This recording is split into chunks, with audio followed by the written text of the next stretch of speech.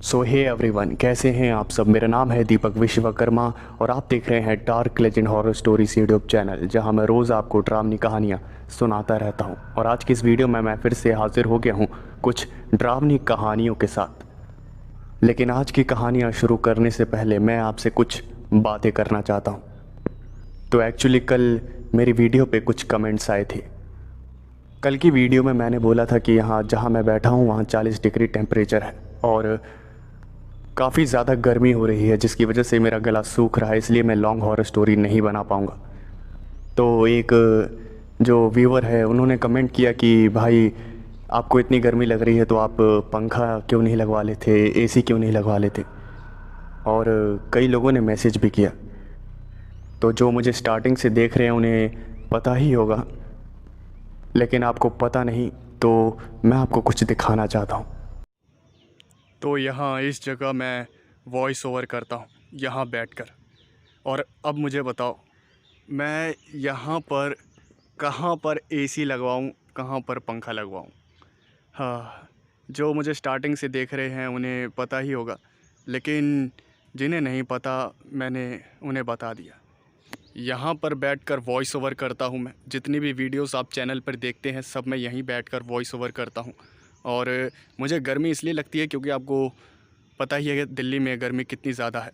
सूरज यहाँ मेरे सर पर होता है ठीक, जिसकी वजह से मुझे काफ़ी तकलीफ़ होती है। लेकिन मेरा घर यहाँ से तकरीबन 2 किलोमीटर दूर है, तो वहाँ से 2 किलोमीटर आना और यहाँ इतनी गर्मी में वॉइस ओवर करना काफ़ी मुश्किल भरा काम है। मैं इसलिए नहीं बता रहा कि मुझे कोई शौक़ है ये सब बताने का, मैं ये बताना भी नहीं चाहता था, लेकिन कई लोगों ने मुझे मैसेज किया कि भाई तुम्हें इतनी अगर गर्मी लगती है तो तुम अपने घर में एसी लगवा लो, अपने घर में फ़ैन लगवा लो। तो उन्हीं सब के लिए मैं ये छोटी सी वीडियो बना रहा हूँ, और कोई बात नहीं है। हाँ, बहुत ज़्यादा गर्मी है यहाँ, दूर दूर तक देख सकते हो आपको कोई नज़र नहीं आएगा, कोई भी नहीं, क्योंकि गर्मी ही इतनी ज़्यादा है कि कोई आना पसंद ही नहीं करता। मैं ही अकेला सिर्फ यहाँ पे आपको दोपहर में वॉइस ओवर करता हुआ मिलूँगा। अब कोई कहेगा कि भाई अगर इतनी गर्मी है बाहर तो बाहर वॉइस ओवर करने जाते ही क्यों हो, अपने घर में किया करो। तो भैया मेरा घर जो है इतना बड़ा नहीं है, मेरा कोई पर्सनल रूम नहीं है। और दूसरी बात, मेरे घर वालों को पता नहीं है कि मैं वीडियोस वगैरह बनाता हूँ, और मैं उन्हें अभी बताना भी नहीं चाहता अपने चैनल के बारे में। तो मैं यहाँ आकर वॉइस ओवर करता हूँ। यहाँ प्रॉब्लम्स तो बहुत ज़्यादा हैं, गर्मी है और साथ ही साथ कभी तेज़ हवा चल जाती है तो माइक पे टकरा जाती है। और आपको तो पता ही होगा जब हवा माइक पे टकराए तो जो रिकॉर्डिंग होती है वो ख़राब हो जाती है। साथ ही साथ पब्लिक प्लेस है, कोई भी आ जाता है चिल्ला देता है पीछे से बैकग्राउंड में, तो फिर वापस रिकॉर्ड करना पड़ता है, टेक पे टेक लेने पड़ते हैं। तो काफ़ी ज़्यादा प्रॉब्लम जो है वो फेस करनी पड़ती है। लेकिन जैसा भी है जो भी है, मुझे मेरा काम पसंद है। तो अब आप मुझे बताइए मैं यहाँ पर एसी कहाँ पर लगवाऊँ और फ़ैन कहाँ पर लगवाऊँ।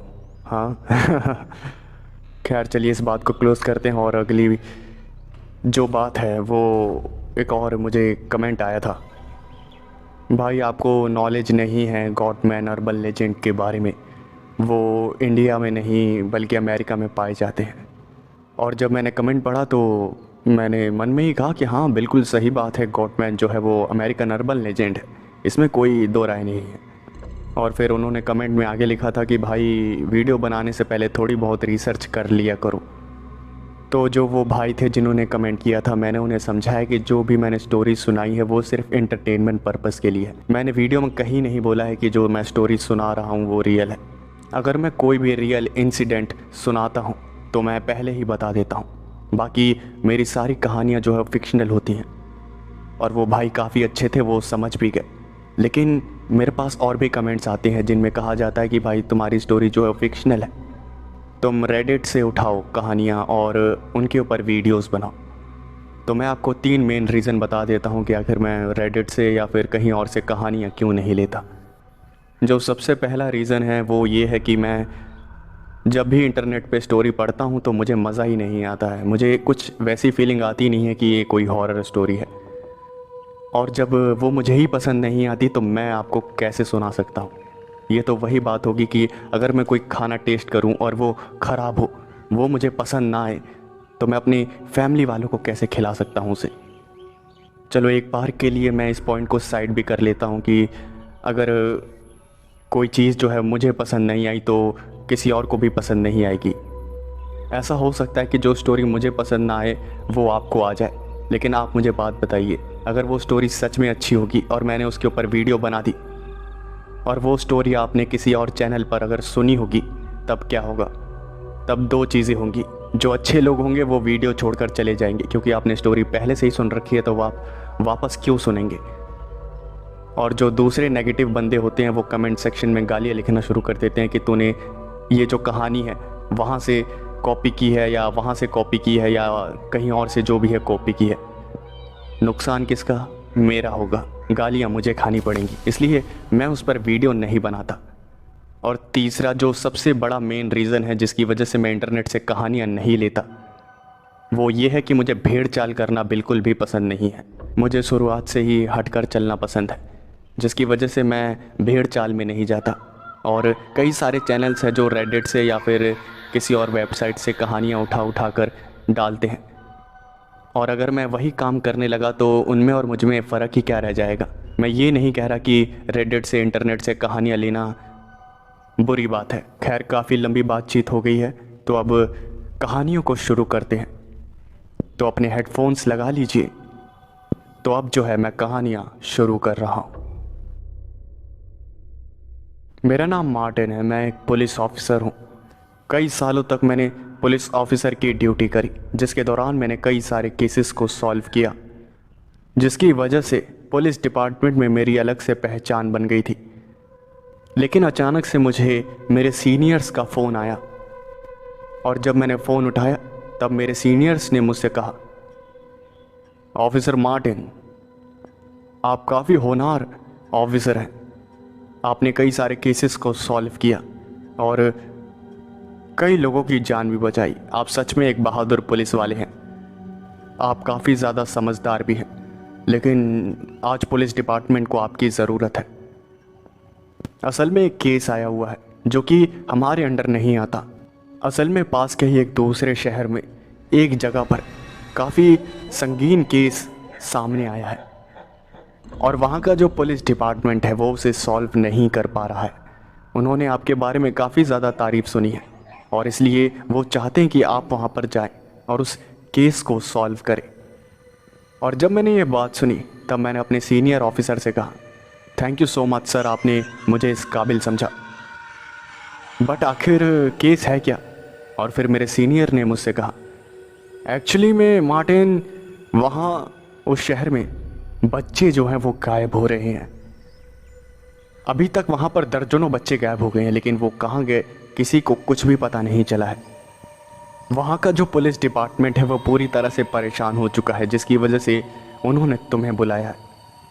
और जब मुझे बात पता चली कि छोटे छोटे बच्चे गायब हो रहे हैं, तब मैंने बिना कोई देरी किए अपने सीनियर ऑफिसर से कहा, ठीक है सर, आप मुझे एड्रेस भेज दीजिए, मैं वहाँ जल्द से जल्द पहुँचता हूँ।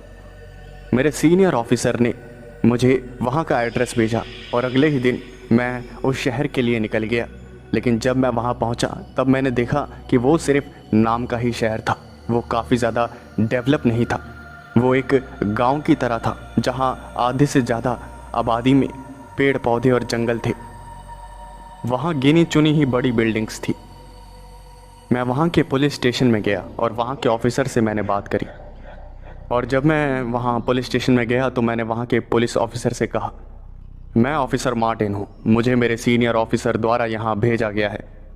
मुझे कहा गया है कि यहाँ कई सारे बच्चे गायब हो चुके हैं और उन्हीं बच्चों का पता लगाने के लिए मैं यहाँ पर आया हूँ।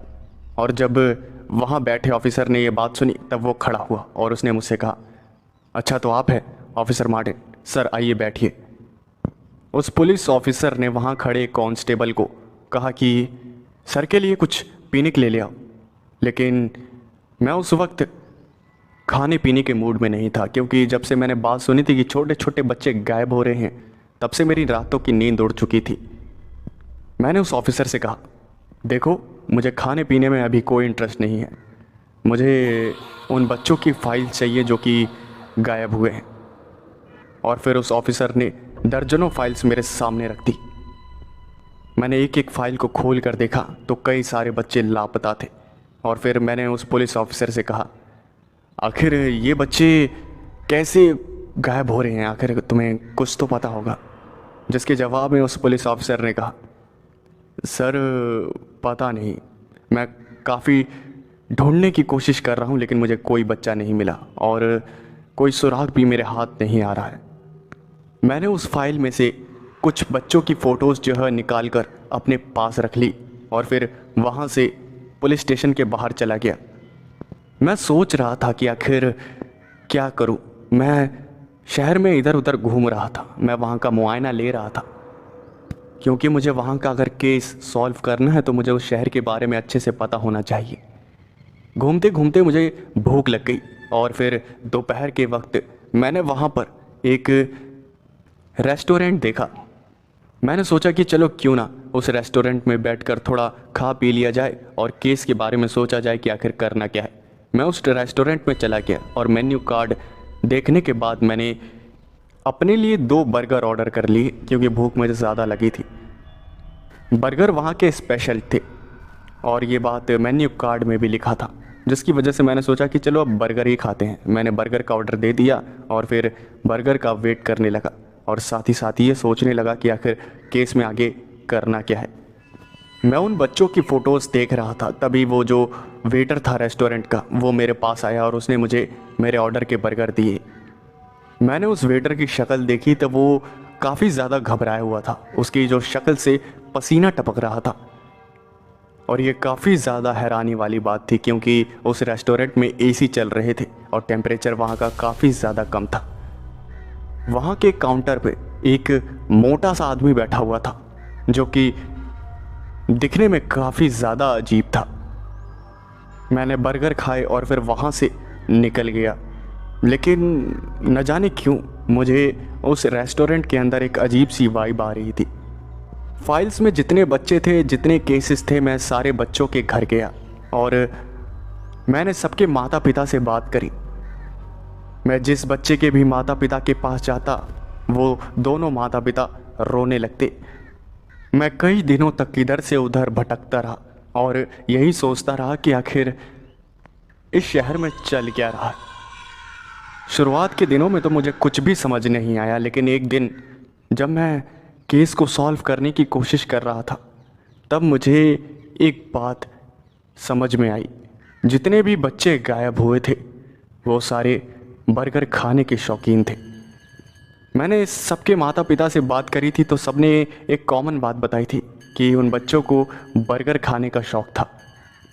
और जब मैंने ये बात नोटिस करी तब मुझे ये बात भी याद आई कि वो वेटर मुझे देखकर घबरा रहा था, क्योंकि मैंने उन बच्चों की फ़ोटोज़ हाथ में ले रखी थी और हो सकता है कि उन बच्चों के गायब होने के पीछे उसी रेस्टोरेंट में काम कर रहे वेटर का हाथ हो। मैंने उस वेटर के ऊपर नज़र रखना शुरू किया। तकरीबन रात के 10 बजे वो जो रेस्टोरेंट था वो बंद हो जाता था और सारे एम्प्लॉयज़ की छुट्टी हो जाती थी। मैंने उस वेटर का पीछा करना शुरू किया और रोज़ जब भी मैं उसके पीछे पीछे जाता तब वो अपने घर पहुंच जाता। 3-4 दिनों तक ऐसा ही चलता रहा। फिर मुझे लगा कि शायद मैं वेटर पे खामखा शक कर रहा हूँ, लेकिन उसके अगले ही दिन मैंने सोचा कि चलो आज एक और बार उस वेटर का पीछा किया जाए, क्योंकि हो ना हो कुछ ना कुछ तो बात है जो ये वेटर छुपा रहा है। और उस दिन मैंने उस वेटर का रात के वक्त पीछा किया और जब मैंने उस वेटर का पीछा किया तब वो अपने घर नहीं गया। रात के तकरीबन 11 बजे हुए थे। वो एक बड़े से घर के सामने जाकर रुका और जब मैंने उस घर के बाहर जो नेम बोर्ड था उसे पढ़ा तो मुझे पता चला कि वो घर और किसी का नहीं, उसी रेस्टोरेंट के मालिक का है। मैंने एक बात नोटिस करी, वो इतना ज़्यादा अमीर था, उसकी दुकान की इतनी ज़्यादा बिक्री होती थी, लेकिन फिर भी उसका घर बड़ा तो था लेकिन काफ़ी ज़्यादा टूटा फूटा था। काफ़ी अजीब सा घर था उसका। और मेरी आंखों के सामने ही वो वेटर घर के अंदर चला गया।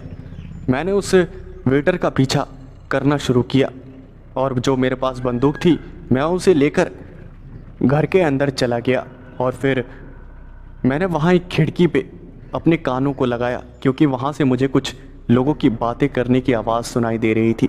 और तभी मुझे अंदर से आवाज़ आई, क्या हुआ, तुम बच्चे लेकर नहीं आए? नहीं मालिक, मैं बच्चे लेकर नहीं आ पाया, क्योंकि अभी तक हमने दर्जनों बच्चों को गायब कर लिया है। और जो माँ बाप हैं वो अब अपने बच्चों को बाहर अकेले नहीं जाने दे रहे, जिसकी वजह से कोई बच्चा मुझे अकेला नज़र नहीं आ रहा।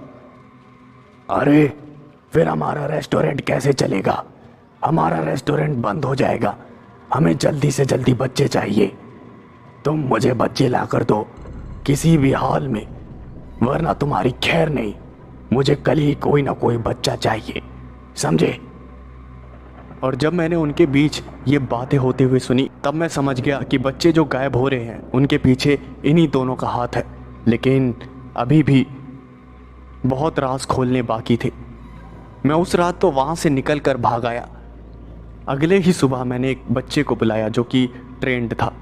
वो काफ़ी ज़्यादा ताकतवर और काफ़ी ज़्यादा चालाक भी था। उसकी उम्र कम थी लेकिन वो समझदार था। मैंने उसे सारी बातें समझाई और मैंने तकरीबन रात के 10 बजे उस बच्चे को उस रेस्टोरेंट के मालिक के घर के बाहर छोड़ दिया। और मेरे कहे मुताबिक वो बच्चा वहाँ पर खेलने लगा।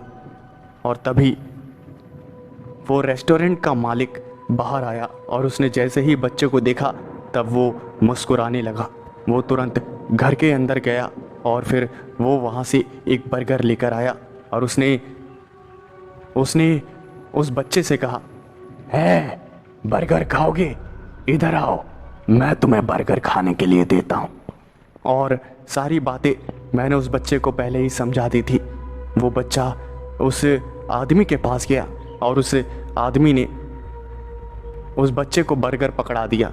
मैंने उस बच्चे को पहले ही समझा रखा था कि वो कुछ भी लालच दे तो उसे खाना नहीं है। और वही हुआ जो मैंने सोचा था। चुपके से उस आदमी ने उस बच्चे को बेहोशी की दवा सुंघा दी और वो जो बच्चा था वो बेहोश हो गया। मैं पीछे बंदूक लेके तैयार खड़ा था।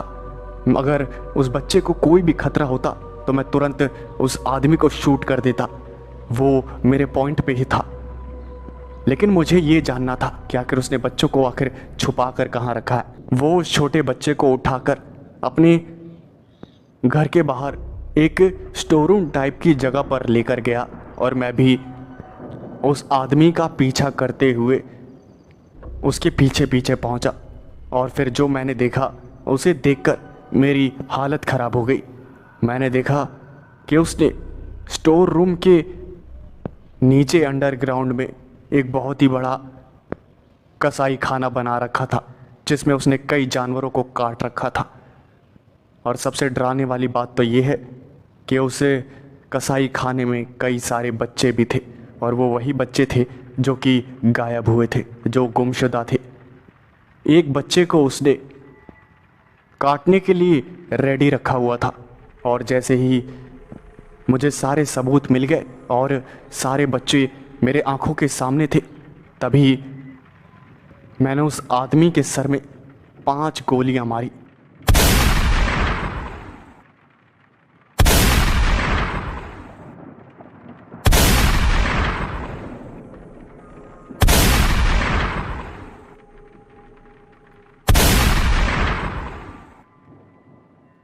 जिसकी वजह से वो वहीं मर गया। मैंने वहाँ के बच्चों की हालत देखी तो भूख से सारे कमज़ोर हो चुके थे। सबकी हालत बहुत ही ज़्यादा ख़राब थी। मैंने तुरंत एम्बुलेंस में कॉल किया और सारे बच्चों को हॉस्पिटल भिजवाया। सबकी मानसिक हालत ख़राब हो चुकी थी, सब डिप्रेशन में थे। सारे बच्चे मुझे देखकर रो रहे थे। उन बच्चों की हालत ऐसी हो गई थी जिसे देखकर मेरे जैसा पत्थर दिल इंसान भी एक बार के लिए रोने लगा। वो जो वेटर था उसे हमने ज़िंदा पकड़ा और उससे पूछताछ करी। वो कुछ भी बताने के लिए तैयार नहीं था, लेकिन 3rd डिग्री टॉर्चर देने के बाद उसने जो बातें बताई उसे सुनकर मेरे रोंगटे खड़े हो गए। असल में वो जो रेस्टोरेंट का मालिक था, वो अपने रेस्टोरेंट में जो बर्गर बनाता था जो कि नॉनवेज होता था, वो नॉनवेज कोई चिकन या फिर कोई दूसरा मीट नहीं होता था। वो जो चीज़ होती थी वो नॉनवेज बच्चों का मांस होता था। वो जो आदमी था वो बच्चों को मारकर उनके शरीर का इस्तेमाल करके अपने बर्गर में डालने वाली पेटीज बनाता था।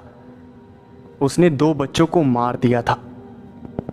ये बात इतनी ज़्यादा दिल दहला देने वाली थी कि उस वेटर को फांसी की सज़ा हुई। और आज भी मुझे काफ़ी ज़्यादा बुरा लगता है। अगर वो केस मेरे पास कुछ दिनों पहले आ जाता तब वो बेचारे 2 बच्चे भी बच जाते।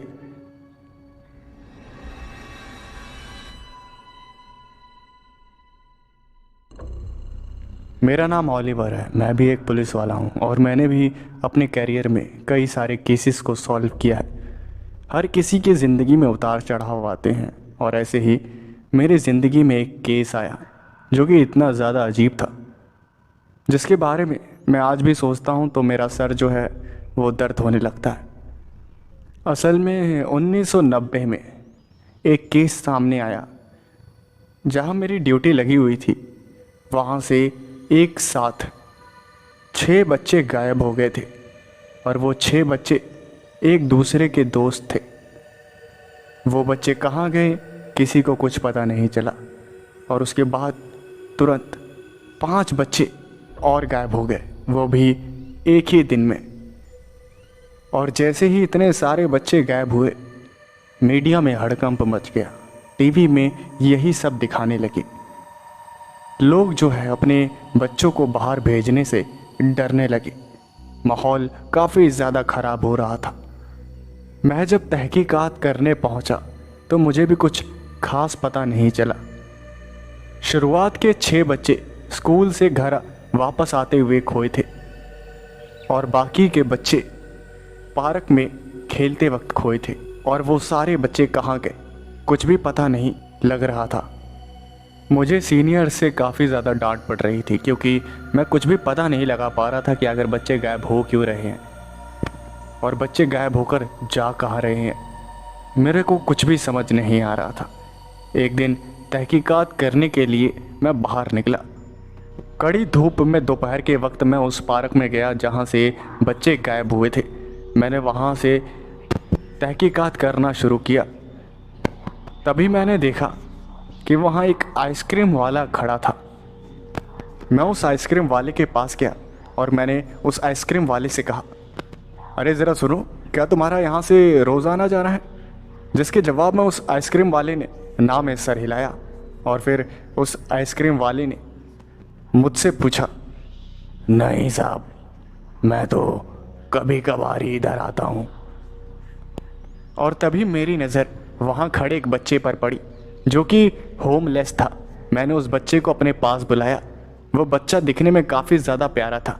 मैंने उस बच्चे से पूछा, क्या हुआ, तुम यहाँ अकेले क्यों घूम रहे हो? गर्मी बहुत ज़्यादा थी इसलिए मैंने उस बच्चे को आइसक्रीम दी खाने को और ख़ुद भी आइसक्रीम खाने लगा। तभी वहाँ एक आदमी आया और उस आदमी ने आइसक्रीम वाले से कहा, ये लो तुम्हारे 1 हफ्ते के पैसे और मुझे एक चॉकलेट फ्लेवर आइसक्रीम दे दो। और फिर उस आइसक्रीम वाले ने कहा, अच्छा हुआ तुमने पैसे दे दिए, 1 हफ्ते से तुमने मेरे पैसे फंसा रखे थे। और फिर उस आदमी ने कहा, अरे रोज़ तो आते ही हो यहाँ पर, रोज़ चक्कर लगते हैं तुम्हारे, आखिर मेरा घर यही तो है सामने, कहाँ मैं कहीं भाग जाऊँगा क्या तुम्हारे पैसे लेकर? और जब मैंने ये बात सुनी तब मेरा दिमाग घूम गया और मैंने उससे आइसक्रीम वाले से कहा, तुमने तो कहा था कि तुम यहाँ कभी कभी आते हो और अभी तुम्हारी बातों से लग रहा है कि तुम यहाँ रोज़ आते हो। और जब मैंने ये बात कही तब उस आइसक्रीम वाले की शक्ल पसीने से भीग गई। मैंने नोटिस किया कि उस आइसक्रीम वाले ने एक मास्क पहन रखा था और उस मास्क से उसका आधा चेहरा जो है वो ढक रखा था।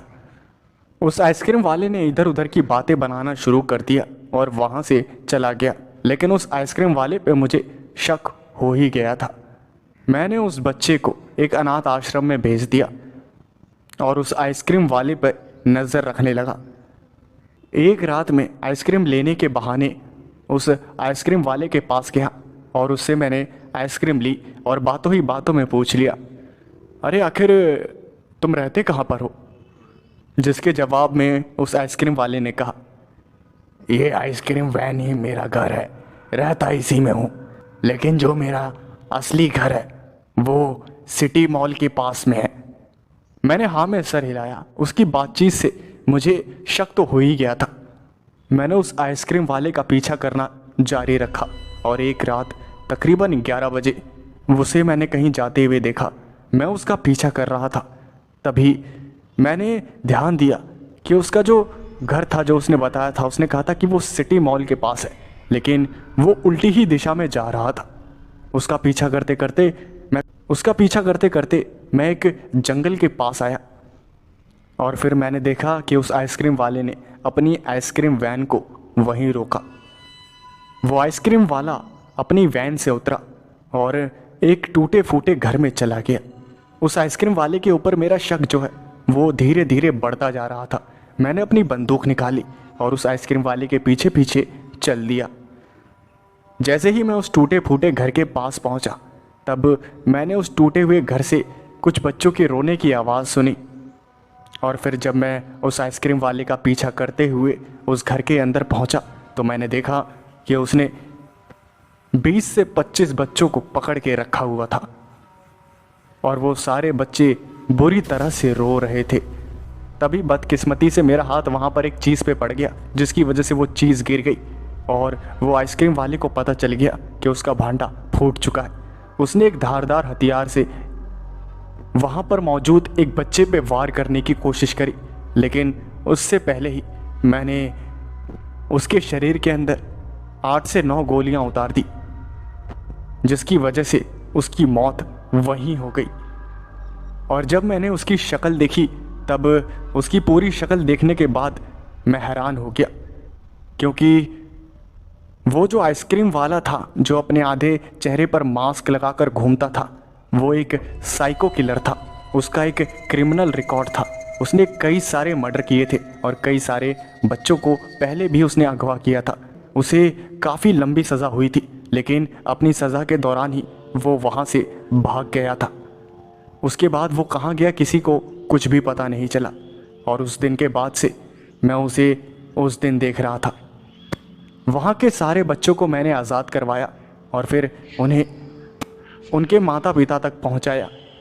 उस दिन के बाद से शहर में कोई भी बच्चा गायब नहीं हुआ। सुरेश की नई नई नौकरी लगी थी एक हॉस्पिटल में। उसकी नौकरी एक ऐसे हॉस्पिटल में लगी थी जो कि उन मरीजों के लिए था जो कि दिमागी रूप से स्वस्थ नहीं होते। सुरेश की नौकरी उस हॉस्पिटल में नाइट शिफ्ट के लिए लगी थी, इसलिए रात के वक्त वो उस हॉस्पिटल में गया। जब उसने उस हॉस्पिटल को देखा तो वो हॉस्पिटल जेल की तरह था, लेकिन सुरेश क्या कर सकता था? उसे तो सिर्फ नौकरी करनी थी। वो वहाँ पर गया और फिर उसने उस हॉस्पिटल के अंदर की हालत देखी।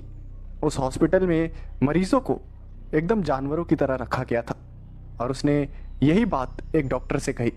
उसने उस डॉक्टर से कहा कि सर, ये मरीजों को काफ़ी बुरी तरह से रखा गया है। जिसके जवाब में उस डॉक्टर ने कहा कि तुम सिर्फ अपने काम पे ध्यान दो, यहाँ मरीजों को कैसे रखे जा रहा है उसके ऊपर नहीं, जितना हो सकता है हम इलाज करते हैं, समझ गए? तुम्हें इन सब चीज़ों की आदत हो जाएगी, इसलिए फालतू चीज़ों पे ध्यान देना बंद करो। जिसके जवाब में सुरेश ने हाँ में सर हिलाया। वो डॉक्टर सुरेश को अपने साथ एक ऑपरेशन थिएटर में लेकर गया और उसे कहा कि यहाँ देखो सामान बिखरा हुआ है, इसे सही से रख दो, मैं आता हूँ। ये कहकर डॉक्टर उस ऑपरेशन थिएटर से चला गया। उस ऑपरेशन थिएटर में एक मरीज भी लेटा हुआ था और सुरेश ने उस मरीज को देखा तो वो मरीज अजीब सी निगाहों से उस सुरेश को घूरते हुए एक अजीब सी मुस्कुराहट के साथ हंस रहा था।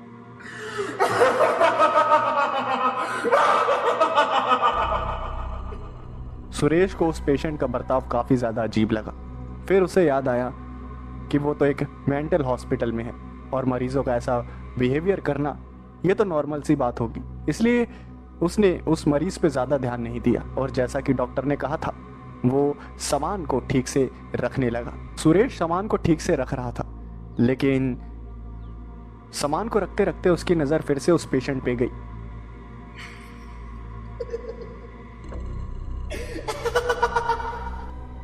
तो वो पेशेंट अभी भी सुरेश को घूरता हुआ एक अजीब सी मुस्कान के साथ हंस रहा था। सुरेश के लिए ये सब काफ़ी ज़्यादा अजीब हो रहा था, लेकिन जैसे तैसे उसने कंट्रोल करा हुआ था अपने आप को। वो अपने काम पे ध्यान दे रहा था और तकरीबन 20 मिनट बाद वो डॉक्टर वापस आया और उसने कहा कि हो गया, सामान वगैरह सब तुमने रख दिया? जिसके जवाब में उससे सुरेश ने कहा कि जी सर, मैंने सारा सामान एकदम जैसा आपने बताया था वैसा रख दिया।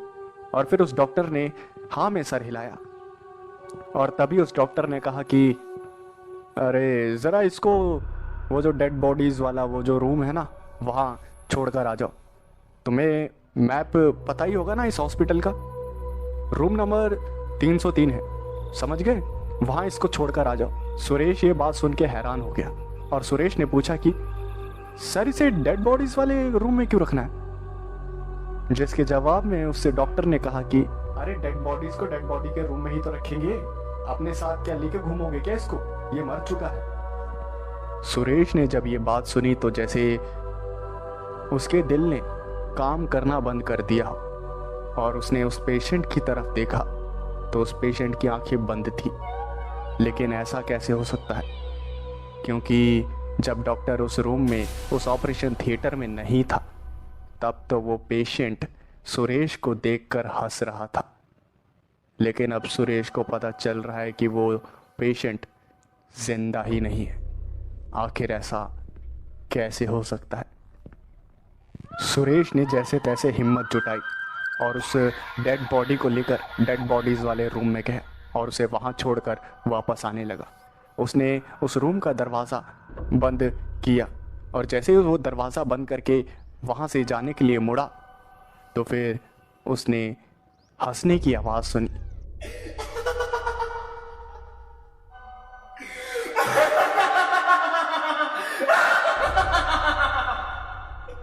और यह हंसने की आवाज़ वही आवाज़ थी जो कि उसने उस मरीज़ के मुंह से सुनी थी ऑपरेशन थिएटर में।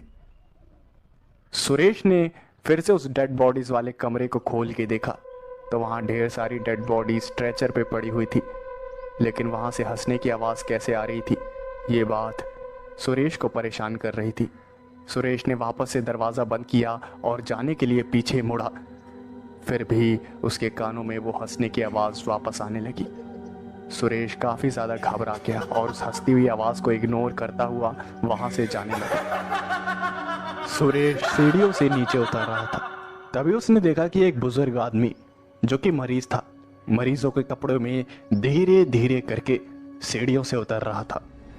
लेकिन तभी अचानक से उसका पैर सीढ़ियों से फिसल गया और वो काफ़ी बुरी तरह से सीढ़ियों से गिरता हुआ नीचे ज़मीन पर जा गिरा।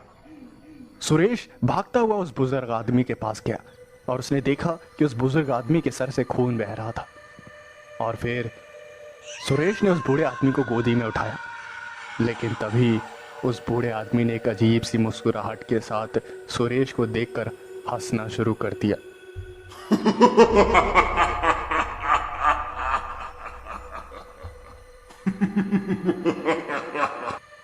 उस बूढ़े आदमी के सर से खून निकल रहा था और वो सुरेश को देखकर हंस रहा था। वो उस बूढ़े आदमी को अपनी गोद में उठाकर डॉक्टर के पास लेकर गया। सुरेश को सिर्फ इतना ही समझ आ रहा था, ये दिमागी रूप से स्वस्थ नहीं है, इसलिए चोट लगने पर भी हंस रहा है। और सुरेश उस बूढ़े आदमी को जैसे ही डॉक्टर के पास लेकर गया और सुरेश ने डॉक्टर से कहा, सर ये अंकल जी सीढ़ियों से गिर गए हैं, देखो ना इनके सर पे कितना खून निकल रहा है इनके सर से, सर इन्हें इलाज की ज़रूरत है। जिसके जवाब में उस डॉक्टर ने सुरेश को ऊपर से नीचे घूरा और सुरेश से कहा कि पहले ही दिन पीकर ड्यूटी पर आया है क्या? किसे इलाज की ज़रूरत है? कौन से अंकल जी सीढ़ियों से गिर गए? जिसके जवाब में सुरेश ने कहा, सर ये देखो ना मैं अपनी गोद में लेकर आया हूं। सुरेश ने उस बूढ़े आदमी की तरफ देखा और वो बूढ़ा आदमी अचानक से कहीं गायब हो गया। और सुरेश का दिमाग एक बार फिर से सन्न पड़ गया। सुरेश ने डॉक्टर से कहा, सर सर एक बुजुर्ग आदमी सीढ़ियों से गिर गया था, मैं उसे लेकर आया था गोद में, अब पता नहीं कहाँ चला गया। जिसके जवाब में उस डॉक्टर ने कहा कि अरे भाई, यहाँ काम कर पाएगा या नहीं? मुझे तो लगता है तुझे भी यहाँ मरीजों की तरह भर्ती करना पड़ेगा। थोड़ा दिमाग को ना थोड़ा मजबूत कर भाई। डॉक्टर की बात सुन के सुरेश को ऐसा लगा कि शायद ये सब सिर्फ सुरेश का वहम है, और वो वहाँ से जाने लगा। सुरेश को काम मिला था कि डेड बॉडीज वाले रूम में झाड़ू मारने का, और वो उसी रूम की तरफ जा रहा था।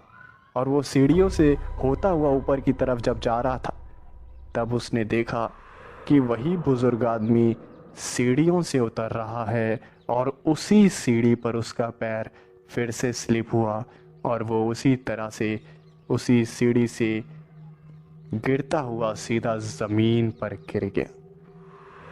सुरेश को कुछ भी समझ नहीं आ रहा था कि ये क्या हो रहा है। सुरेश ने चुपचाप उस चीज को इग्नोर करके वहां से सीढ़ियों से ऊपर जाने लगा।